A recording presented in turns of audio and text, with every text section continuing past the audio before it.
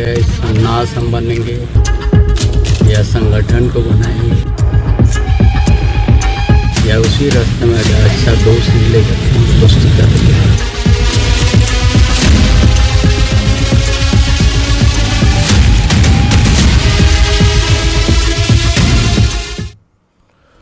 तो बीजेपी को चंपाई कितना चमकाएंगे। नमस्कार, मैं हूं संतोष गंगवार। जोहार झारखंड में आपका बहुत बहुत स्वागत है। रांची से बड़ी खबर मिल रही है, रामदास सोरेन बनेंगे मंत्री, चंपाई सोरेन की जगह लेंगे नए मंत्री। रामदास सोरेन कल मंत्री बनाए जाएंगे। घाटशिला से जेएमएम विधायक है, कल सुबह 11 बजे शपथ लेंगे। चंपाई सोरेन की जगह है, रामदास जगह लेते हुए नजर आएंगे। घाटशिला विधानसभा के झामुमो के विधायक हैं। इसके अलावा वहीं पूर्वी सिंहभूम से झारखंड मुक्ति मोर्चा के अध्यक्ष हैं। इससे पहले साल 2009 में भी चुनाव जीत चुके हैं। पार्टी में वह चंपाई सोरेन के बाद कोल्हान के दूसरे सबसे वरिष्ठ नेता हैं। शिबू सोरेन और चंपाई सोरेन के साथ उन्होंने झारखंड आंदोलन में सक्रिय भूमिका निभाई थी। आदिवासी समाज के लिए आदिवासी समाज में उनकी पैठ जो है वो बहुत अच्छी मानी जाती है। तो बड़ी खबर आपको बता रहे हैं, घाटशिला से जेएमएम विधायक हैं और रामदास उनको यह जगह मिलेगी। बड़े नेता हैं, कोल्हान में उनकी अच्छी पकड़ है। घाटशिला से जेएमएम के विधायक हैं, पूर्वी सिंहभूम में जेएमएम के जिला अध्यक्ष हैं। 2009 में भी विधानसभा चुनाव जीत चुके हैं और चंपाई सोरेन के बाद दूसरे वरिष्ठ नेता हैं जिनकी कोल्हान में अच्छी पकड़ है। झारखंड आंदोलन में सक्रिय भूमिका रही है। बड़ा और चमचमाता हुआ नाम रामदास सोरेन का है। कोल्हान में आदिवासी समाज में उनकी अच्छी पैठ है। घाटशिला से जेएमएम विधायक हैं। तो बड़ी खबर आपको बता रहे, पूर्वी सिंहभूम में भी जेएमएम के जिला अध्यक्ष हैं रामदास सोरेन। एक लंबा राजनीतिक अनुभव है उनके पास और अब वो चंपाई सोरेन की जगह लेते हुए नजर आएंगे। सवाल यही है कि चंपाई सोरेन की जाने से जो नुकसान हुआ है जेएमएम को, उसकी कितनी भरपाई कर पाते हैं। अविनाश हमारे संवाददाता ज्यादा जानकारी के साथ फोन लाइन पर जुड़ रहे हैं। अविनाश, चंपाई सोरेन चले गए और अब उनकी जगह उनके विकल्प के तौर पर रामदास सोरेन को देखा जा रहा है। अगर राजनीतिक अनुभव की बात की जाए तो बहुत बड़ा राजनीतिक अनुभव है, लेकिन अगर ग्राउंड पर उनकी पैठ की बात की जाए वो कितनी है? ग्राउंड पर भी पैठ है और जिस तरह से चंपाई सोरेन की बात होती है कि झारखंड आंदोलनकारी नेता रहे हैं, ठीक उसी तरह रामदास सोरेन की भी बात होती है और वो भी एक झारखंड आंदोलनकारी नेता के रूप में अपनी पहचान रखते हैं।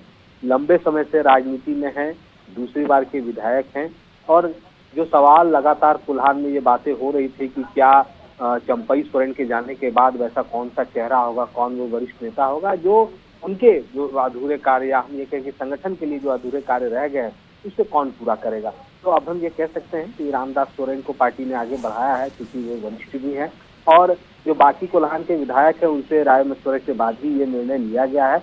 कल राजभवन में शपथ ग्रहण होगा, जो समय बताया जा रहा है 11 बजे के लगभग का ये समय है और खुद रामदास सोरेन ने कहा है कि उनके लिए एक बहुत ही अच्छी बात होगी कि उन्हें पार्टी ने इस लायक समझा कि उन्हें मंत्री पद दिया जा रहा है और वो कोशिश करेंगे कि पूरी तरह से जो सरकार के लिए काम करना है, साथ साथ संगठन के लिए जो काम करना है उस पर वो खरा उतरे। एक और बात जरूर है कि अगर ये मंत्री पद अगर बहुत दिन तक खाली रह जाता तो इसका कोई फायदा नहीं था, इसलिए अगर जिस तरह से निर्णय लिया गया है जेएमएम की तरफ से, ये एक बेहतर निर्णय भी आप कह सकते हैं जो पार्टी के नेता कह रहे हैं। अविनाश, इसको एक तरह से कह सकते हैं कि जो नुकसान हुआ है उसकी भरपाई करने की कोशिश है, क्योंकि अगर चंपाई सोरेन की बात करें, हालांकि वक्त बहुत ज्यादा रहा नहीं है और ये जो पद था चंपाई सोरेन का, जब उन्होंने त्यागपत्र दिया उनके जाने के बाद अगर ये पद खाली भी रह जाता तो बहुत ज्यादा वक्त था नहीं। लेकिन चूंकि चंपाई सोरेन का उत्तराधिकारी कौन हो सकता है, उनकी जगह उनके चेहरे को कौन रिप्लेस कर सकता है, ये मैसेज जनता को देना ज्यादा जरूरी था जेएमएम की तरफ से।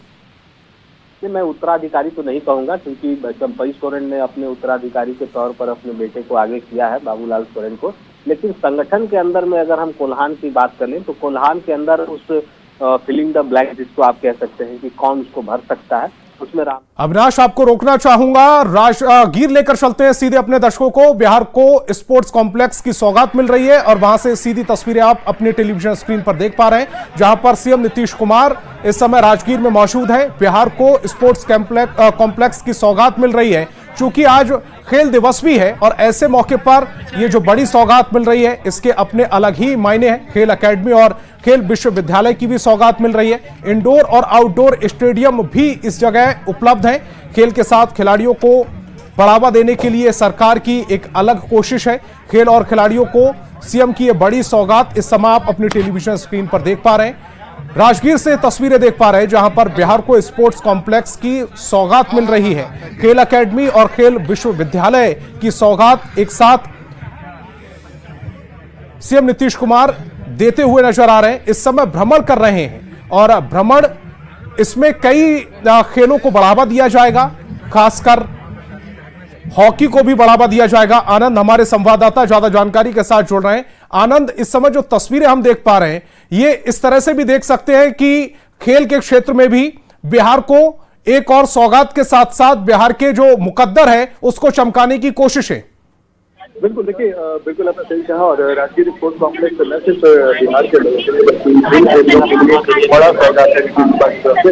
और ये स्टेडियम अभी हम आपको तस्वीर दिखा रहे हैं मुख्यमंत्री नीतीश कुमार के हॉकी टीम के प्लेयरों से उन्होंने मुलाकात की। तस्वीर हम आपको दिखा रहे हैं पहले मैदान मैदान जो अपने आप में इस स्टेडियम की खूबसूरती दिखाता है और जिससे राष्ट्रीय और अंतर्राष्ट्रीय स्तर पर भी मैच हो सकते हैं उस स्टेडियम में अब कुछ देर के बाद चला जाएगा, जिसे देखेंगे मुख्यमंत्री नीतीश कुमार और उसने इसका उद्घाटन किया था। ये तस्वीर हम आपको और भी दिखाते हैं।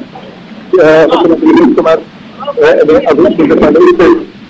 का उद्घाटन किया और अब मुख्यमंत्री नीतीश कुमार स्विमिंग पूल का भी उद्घाटन कर रहे हैं। स्विमिंग पूल का भी उद्घाटन कर रहे हैं। इस वक्त हम आपको तस्वीर दिखा रहे हैं, स्विमिंग पूल का भी उद्घाटन कर रहे हैं। और इस ठीक स्टेडियम में एस्ट्रोटर्फ के अलावा स्विमिंग पूल का भी निर्माण कराया गया है जिसमें स्विमर तैरेंगे और तैराकी के प्रतियोगिता में भाग लेंगे। दूसरी तरफ इसके ठीक बगल में एक बास्केटबॉल का भी जो स्टेडियम है उसका भी निर्माण कराया गया है। तो ये राजगीर स्पोर्ट्स कॉम्प्लेक्स अपने आप में कई खूबसूरती समेटे हुए है। ये अंतर्राष्ट्रीय स्तर की तस्वीर यहाँ पे दिख रही है। और इस वक्त देखिए मुख्यमंत्री नीतीश कुमार यहाँ से रवाना होते हुए, मुख्यमंत्री नीतीश कुमार के साथ भवन विभाग के जो सेक्रेटरी हैं वो भी यहाँ पर मौजूद है। नीतीश कुमार लोगों से हाथ हिलाकर स्वागत करते हुए।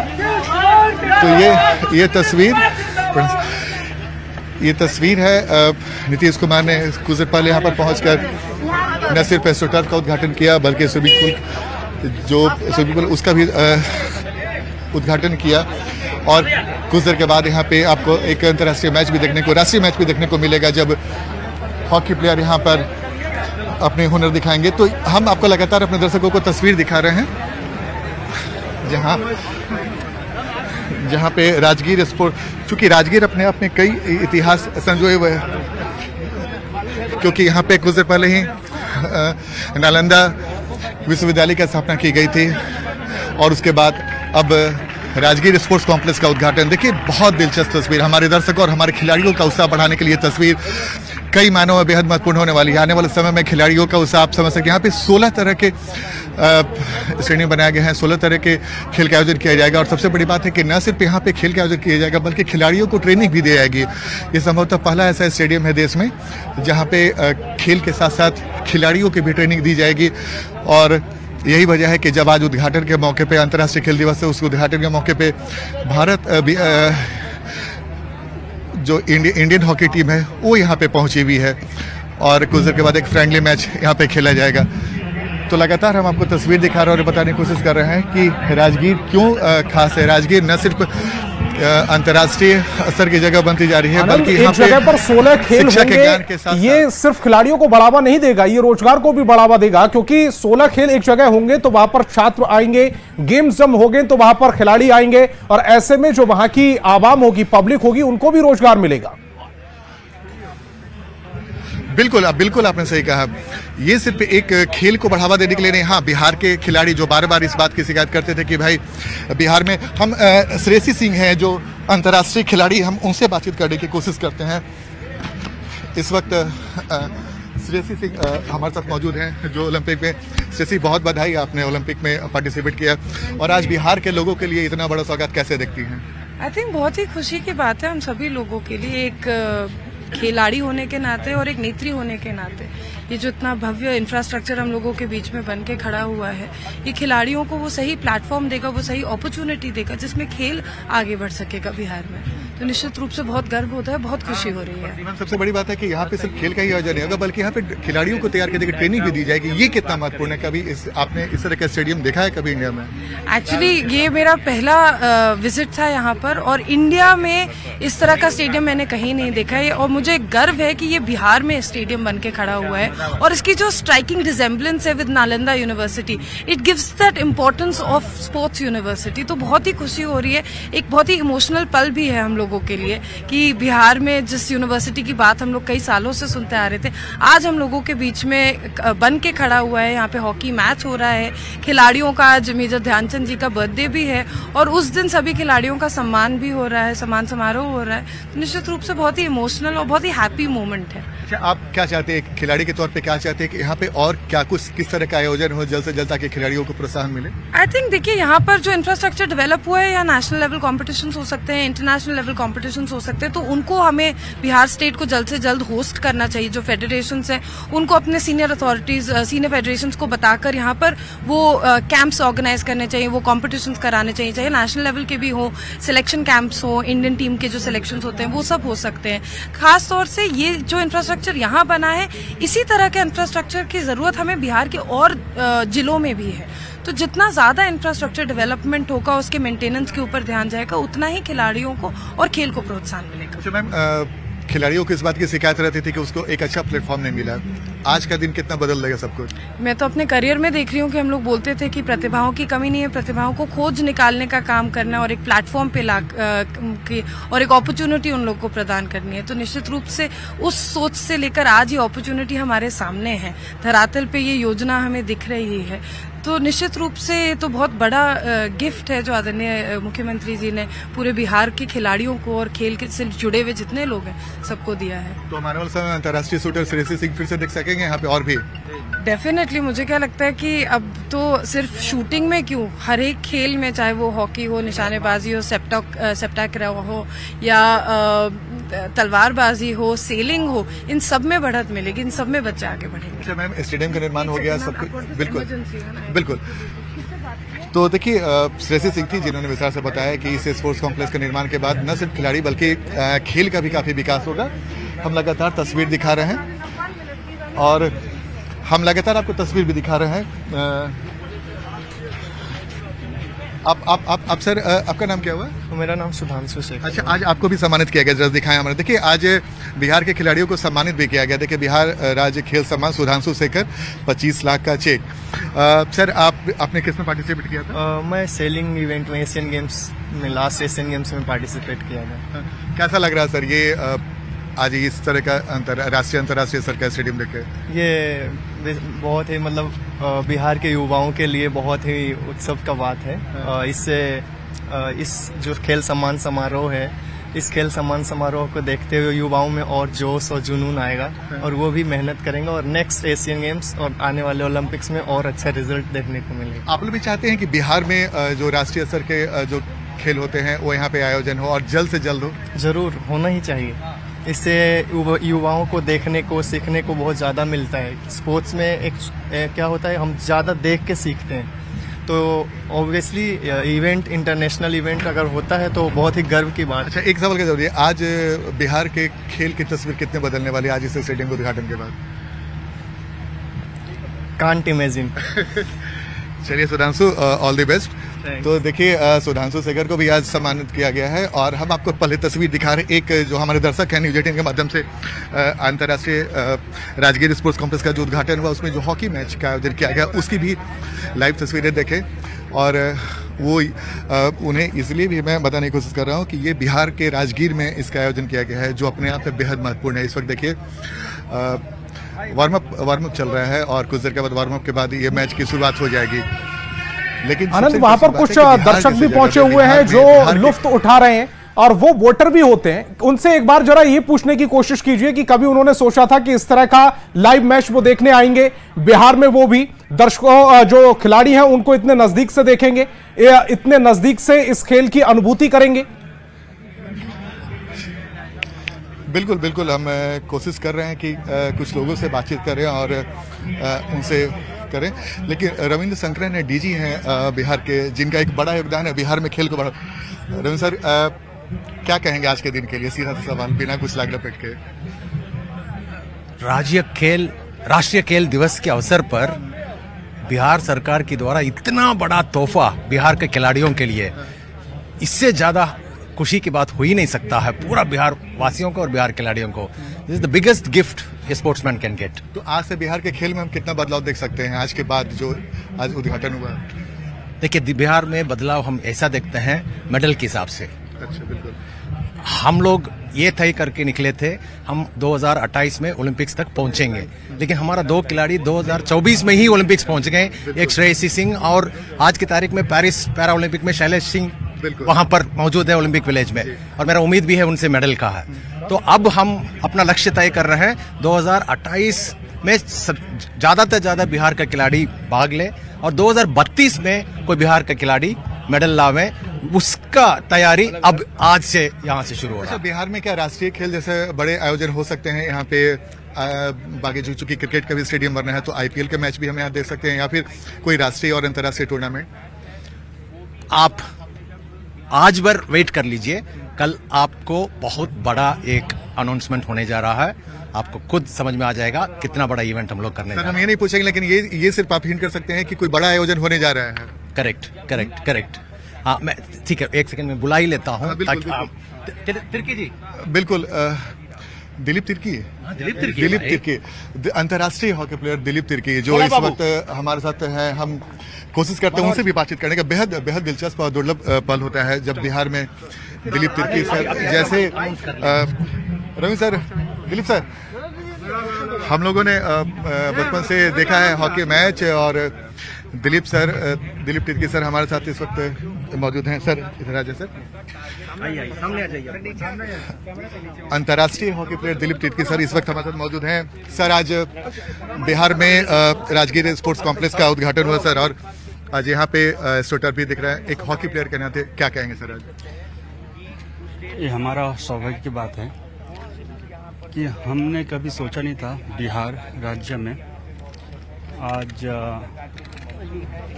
राज्य का एकेडमी उद्घाटन हुआ। तो बिहार को बहुत बड़ी सौगात मिली हुई है, और ऐसे में जब अगले साल अगली बार जब ओलंपिक होंगे तो उसमें बिहार के खिलाड़ी चमकते हुए नजर आएंगे, ऐसी हम उम्मीद कर रहे हैं। फिलहाल खबरों में आगे बढ़ेंगे। रिलायंस इंडस्ट्रीज लिमिटेड की 47वीं वर्ष आम बैठक में कंपनी के शेयरमैन मुकेश अंबानी ने कई बड़ी घोषणाएं की। रिलायंस के शेयर धारकों को तोहफा देते हुए मुकेश अंबानी ने ऐलान किया कि शेयर धारकों को हर शेयर पर मिलेगा एक बोनस शेयर। सबसे ज्यादा जोर एआई के अधिकतम उपयोग से जुड़ा है।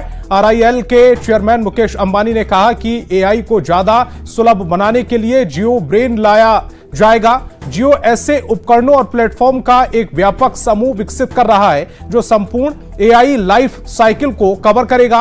इसे ही जियो ब्रेन के नाम से जाना जाएगा। जियो ब्रेन के जरिए एआई तकनीक अपनाने में तेजी लाने, तेज निर्णय लेने, अधिक सटीक पूर्वानुमान लगाने और ग्राहकों की जरूरतों को बेहतर ढंग से समझने में सहूलियत होगी। मुकेश अंबानी ने कहा कि एआई की मदद से चिकित्सा के क्षेत्र में भी बदलाव आ रहा है, वहीं एआई तकनीक से खेती में भी मदद मिलेगी। आरआईएल चेयरमैन ने जियो एआई क्लाउड का ऐलान किया। इसमें 100 GB डेटा स्टोरेज बिल्कुल फ्री होगा। यही नहीं, दुनिया की सबसे किफायती एआई तकनीक भारत में मुहैया कराने की घोषणा भी आरआईएल चेयरमैन मुकेश अंबानी ने की। देश के सबसे बड़े मोबाइल नेटवर्क जियो की धूम इस कदर है कि आंकड़े बताते हैं इस पर दुनिया का 8% मोबाइल डेटा यूज किया जा रहा है। I would like to share some good news with you today. At 1:45 p.m. today, Reliance Industries Limited has sent a notice to the stock exchanges that the board of directors will meet on the 5th September to consider issuing bonus shares in the ratio of 1:1. This is helping us deliver smarter. It is no longer possible nor acceptable to burdens with fast growth. Today, India grows, accounting for 8.2% of India's, have rapidly augmented our talent and capabilities, embracing the latest in generative AI. And we are embedding AI into all our processes and offerings, creating end-to-end workflows with real-time data-driven insights and automation. This is helping us deliver smarter, more responsive services to both internal users and customers. To streamline AI adoption, Jio is developing a comprehensive suite of tools and platforms. यहाँ एक छोटे से break के लिए रुकेंगे।